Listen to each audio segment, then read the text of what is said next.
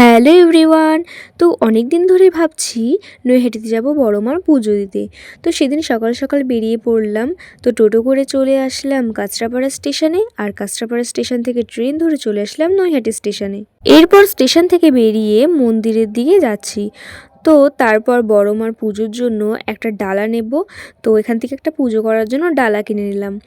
তারপর একটা ডালা কিনে মন্দিরের দিকে এগোচ্ছি। তো যেহেতু লাইন দিতে হবে, তাই জন্য আমরা লাইনের শেষ মাথা খোঁজার জন্য এগোচ্ছিলাম। তো খুঁজতে খুঁজতে খুঁজতে খুঁজতে গঙ্গার দিকে যাচ্ছি। তো গঙ্গার তার দিকে গিয়ে সেই শেষ মাথা এই গলিতে মানে লাইনের শেষ মাথাটা পেলাম আমরা। তো লাইনে কিন্তু দাঁড়িয়ে পড়েছি, আর লাইনে দাঁড়িয়ে বড় মার পুজোর জন্য ডালা হাতে নিয়ে আস্তে আস্তে সামনের দিকে এগিয়ে যাচ্ছি। তো তারপর দেখো লাইনে দাঁড়িয়ে শুধু বড় মাকেই দেখছিলাম। আর তারপর দেখতে দেখতে কিছুক্ষণ পরই মন্দিরের সামনে কিন্তু চলেও এলাম। তো তারপর এবার দেখো লাইনে ঢুকে গেছি। এরপর মন্দিরে আমরা প্রবেশও করে গেছি। ধর্ম হোক যার যার, বড় মা সবার। তো সবাই বলো জয় বড় মা। তো তারপর এখানে পুজো কমপ্লিট করে তারপর আমরা বেরিয়ে গেছি। এবার বেরিয়ে গঙ্গার দিকে গেলাম একটু ফেরিঘাটে ঘোরার জন্য।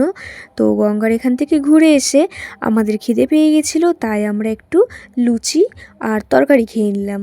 তো লুচি আর তরকারি খাওয়ার পরে আমরা বড় মার মন্দির থেকে একটুখানি ঘুরে, মানে মন্দিরের সামনে থেকে একটুখানি ঘুরে তারপর চলে আসলাম নৈহাটি স্টেশনে।